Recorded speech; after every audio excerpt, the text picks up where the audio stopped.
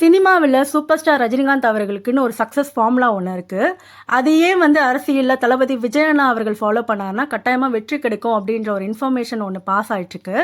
அது என்னன்னு சொல்கிறதுக்கு முன்னாடி தளபதி விஜய் அண்ணா அவர்களை பற்றி சில இன்ஃபர்மேஷன் சொல்கிறேன். ஸ்டார்டிங்கில் ஒரு சினிமா கேரியரில் என்ட்ரி கொடுக்கும்போது அவரை பற்றி கமெண்ட் பண்ணாத பர்சன்ஸே கிடையாது. இவரெல்லாம் எப்படி பெரிய ஸ்டார் ஆக போகிறாரு அப்படின்ற மாதிரி சொன்னாங்க. பட் இப்போ அவருக்கு இல்லாத ஃபேன்ஸே கிடையாது. அதுபோல் இப்போ தமிழக வெற்றி கழகம் அப்படின்ற ஒரு கட்சியை ஸ்டார்ட் பண்ணியிருக்காரு. இப்போவுமே அவர் எல்லாருமே கமெண்ட் பண்ணுறாங்க. என்னன்னு பார்த்தா, இவர் ஏன் சினிமாவை விட்டு அரசியலுக்கு வரணும், இவர் வெறும் ட்வீட் மட்டும் தான் பண்ணிட்டுருக்காரு. பட் செய்தியாளர்களெல்லாம் சந்தித்து எந்த ஒரு இன்டர்வியூவும் கொடுக்க மாட்டாரு. இவர் 2026 சட்டசபை தேர்தல் முடிஞ்ச உடனே திரும்ப சினிமாக்கே போயிடுவார் அப்படின்ற மாதிரிலாம் கமெண்ட் பண்ணுறாங்க.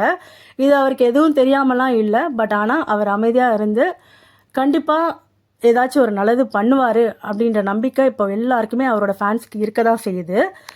இப்போது அந்த சக்ஸஸ் ஃபார்மில் என்னன்னு நான் சொல்கிறேன். சூப்பர் ஸ்டார் ரஜினிகாந்த் அவர்கள் ஒரு தவளை போல் இருப்பாராமா. அது என்ன கதைன்னு பார்த்தோன்னா, மலை மேலே ஒரு 3 தவளை ஏறிச்சாமா. கீழே இருக்க தவளைகள் எல்லாருமே அதெல்லாம் உன்னால் முடியாது, அதெல்லாம் ரொம்ப கஷ்டம், மலை மேலே எப்படி ஏற முடியும், இதெல்லாம் உங்களுக்கு தேவையில்லாத வேலை அப்படின்னு சொல்லிட்டு கத்திக்கிட்டே இருந்துச்சுங்களாம்.